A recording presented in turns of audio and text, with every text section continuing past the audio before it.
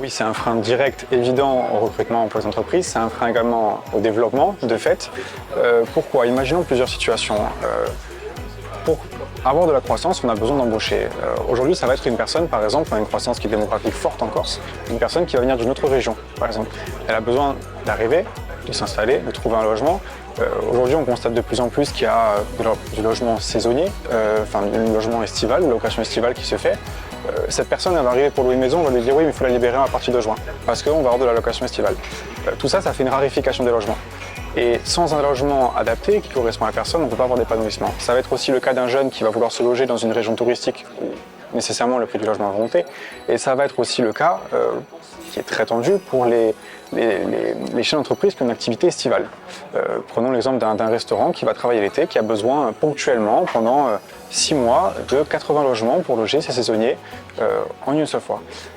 Ça, aujourd'hui, c'est une telle difficulté que soit le chaîne d'entreprise valise, soit on se retrouve coincé pour se développer. Donc, effectivement, c'est un frein au développement, c'est aussi un frein à l'épanouissement personnel des personnes qui vont venir travailler et donc à leur pérennité sur l'île à nos côtés et au fait qu'on va pouvoir développer nos activités.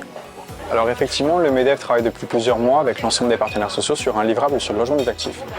Le but, c'est de formuler vraiment des propositions concrètes qui sont adaptées aux spécificités insulaires. Donc ces propositions, elles sont au nombre de 27. Elles s'articulent autour de 3 axes qui sont de soutenir la construction au plus proche des bassins d'emploi, de diminuer le coût des logements, d'agir sur l'existant, c'est-à-dire sur la rénovation pour rendre les logements qui peuvent être vacants disponibles pour les salariés, et enfin d'améliorer la gouvernance et la planification.